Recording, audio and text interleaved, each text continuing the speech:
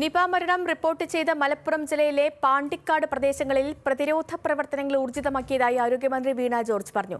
സമ്പർക്ക പട്ടികയിലുള്ള 19 പേരുടെ പരിശോധനാ ഫലം ഇന്ന് വൈകിട്ടോടെ പുറത്തുവരും. പൂനെ വൈറോളജി ഇൻസ്റ്റിറ്റ്യൂട്ടിൽ നിന്നുള്ള മൊബൈൽ ലാബ് കോഴിക്കോട്ടേക്കെത്തി പ്രവർത്തനം ആരംഭിച്ചതായും മന്ത്രി പറഞ്ഞു.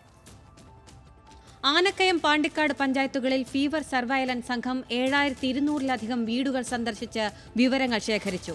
ആനക്കയം പഞ്ചായത്തിൽ 95 സംഘങ്ങളും പാണ്ടിക്കാട് പഞ്ചായത്തിൽ 144 സംഘങ്ങളും ഗ്രഹസന്ദർശനം നടത്തി വിവരങ്ങൾ ശേഖരിക്കുന്നുണ്ട്.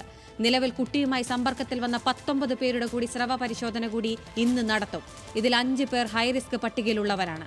406 പേരുടെ സമ്പർക്ക പട്ടികയാണ് ആരോഗ്യവകുപ്പ് വിപുലീകരിച്ച് തയ്യാറാക്കിയത്. പൂനെ വൈറോളജി ഇൻസ്റ്റിറ്റ്യൂട്ടിൽ നിന്നുള്ള മൊബൈൽ ലാബ് കോഴിക്കോട്ടെത്തി പ്രവർത്തനം തുടങ്ങിയിട്ടുണ്ട്. ഇത് മഞ്ചേരിയിൽ കൂടി പ്രവർത്തിപ്പിക്കാനുള്ള നടപടി പുരോഗമിച്ചു വരികയാണ്. വവ്വാലുകളെ നിരീക്ഷിക്കുന്നതിന് ദേശീയ വൈറോളജി ഇൻസ്റ്റിറ്റ്യൂട്ടിലെ ഡോക്ടർ ബാലസുബ്രഹ്മണ്യത്തിന്റെ നേതൃത്വത്തിലുള്ള സംഘം ജില്ലയിലെത്തിയിട്ടുണ്ട്. ഇന്ന് വിവിധ സ്ഥലങ്ങളിൽ നിന്ന് വവ്വാലുകളുടെ സാമ്പിളുകൾ ശേഖരിക്കുമെന്നും മന്ത്രി പറഞ്ഞു. ഏതാണ്ട് ഇന്നലെ വൈകുന്നേരം വരെ 7200-ലധികം വീടുകൾ 2 പഞ്ചായത്തുകളിലുമായി പാണ്ടിക്കാടും ആനക്കയത്തുമായി 7200-ലധികം വീടുകൾ സന്ദർശിച്ചിട്ടുണ്ട്. ട്രെയിൻഡ് ആയിട്ടുള്ള ടീമുകളാണ് സന്ദർശനം നടത്തുന്നത്. ഇന്നിപ്പോൾ 19 സാമ്പിളുകളാണ് പരിശോധിക്കുന്നത്.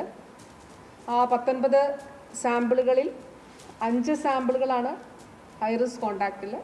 നിപ്പ ബാധിച്ച് മരിച്ച 14കാരന്റെ അടുത്ത ബന്ധുക്കളിലും നേരിട്ട് സമ്പർക്കമുള്ള മറ്റു ചിലരിലും നടത്തിയ പരിശോധനാ ഫലങ്ങൾ നെഗറ്റീവാണെന്നത് ആശ്വാസകരമാണെങ്കിലും നിയന്ത്രണങ്ങളിൽ അയവ് വരുത്താനാവില്ലെന്നും പൊതുജനങ്ങൾ ജാഗ്രത തുടരണമെന്നും പൊതുസ്ഥലങ്ങളിൽ നിർബന്ധമായും മാസ്ക് ധരിക്കണമെന്നും മന്ത്രി പറഞ്ഞു.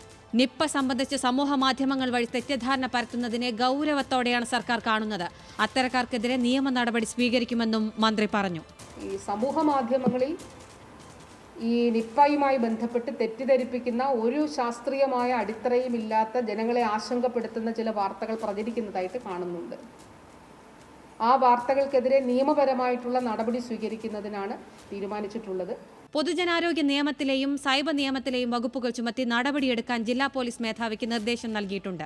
നിപ്പ നേരിടാൻ ജില്ലയിലെ ജനങ്ങൾ നൽകിയ സഹകരണം എടുത്തു പറയേണ്ടതാണെന്നും മാധ്യമങ്ങൾ മാതൃകാപരമായ സമീപനമാണ് സ്വീകരിച്ചതെന്നും വീണ ജോർജ് കൂട്ടിച്ചേർത്തു. ന്യൂസ് മലയാളം, മലപ്പുറം.